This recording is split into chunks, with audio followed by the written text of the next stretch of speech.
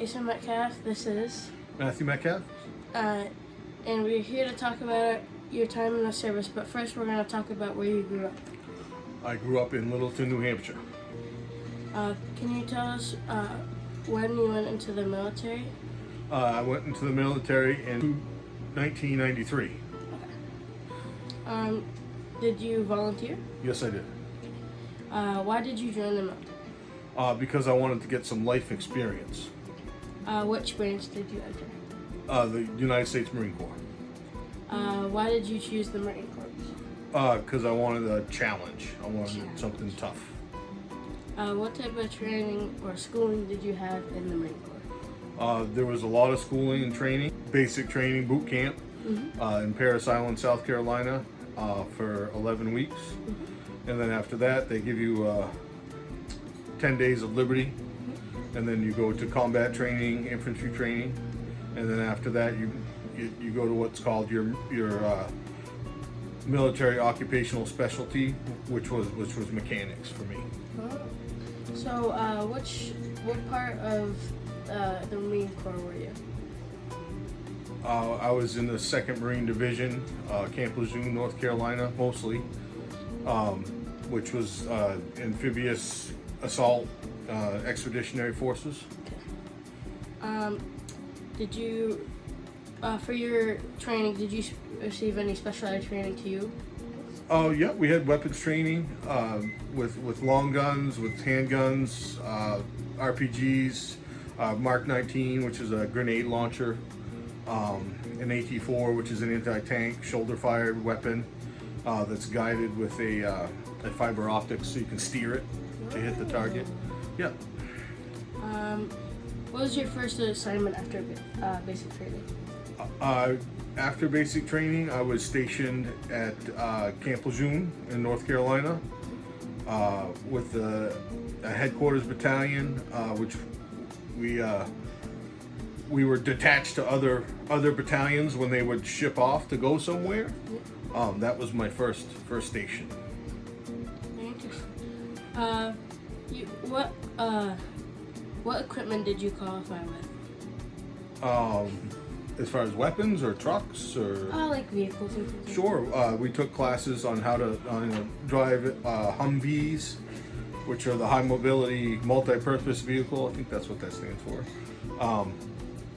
And you take all kinds of off-road classes and like how to drive in like combat situations. And you learn how to drive on, they're not, the tires don't go flat, they're called run flats, but you learn how to drive on the run flats. So if you're in a situation where your tires are blown out by a mine or a weapon, you can continue and get people out of there. And we trained on the bigger trucks too, the 5 tons. They were called deuce and a halves. They were 2.5 tons, and they were multi-fuel. They'd run on anything you put in them, any kind of fuel. But yeah, so lots of trainings with the trucks because I was a mechanic, and then the weapon training was really repetitive, so you'd stay sharp with it. So that happened all the time too. What was the hardest part of training for you?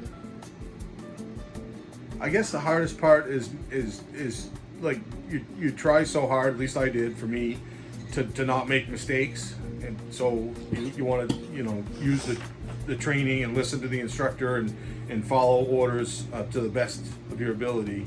I guess the hardest part was just making sure I did exactly what I was told. So did you receive any promotions while you were in the military? I did. I made it up to an E4, which is a corporal, and a corporal is a non-commissioned officer, which means people like, or Marines like a private first class, and a lance corporal would be underneath me in like a fire team, or I might be a platoon leader. So yeah, I was promoted 4 times.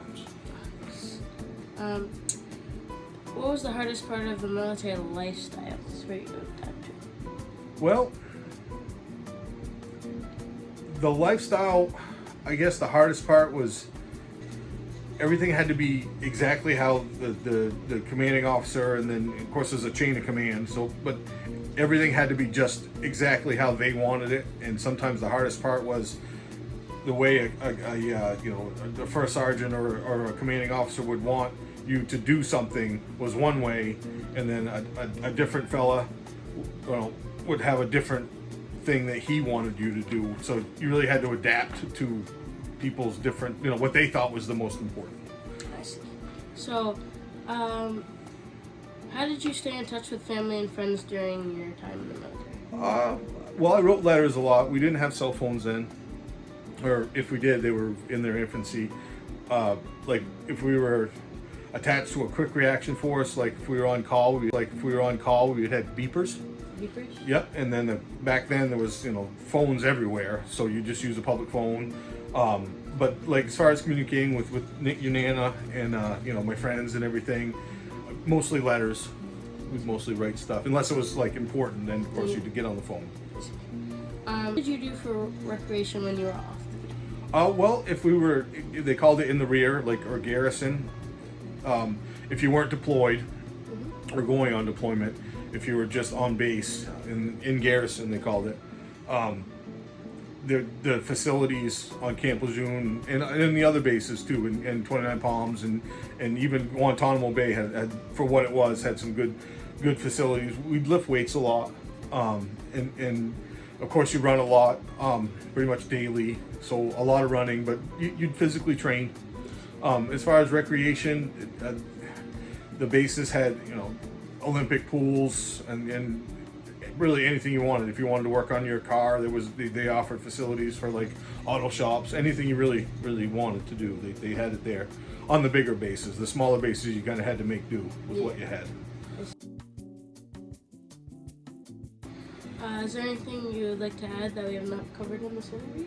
Well, I think the most important thing, since you're asking me about it, I think it's important for people to serve because of the men and women that came before us that served and gave their lives for what we have. Like, our freedom came at a heavy cost.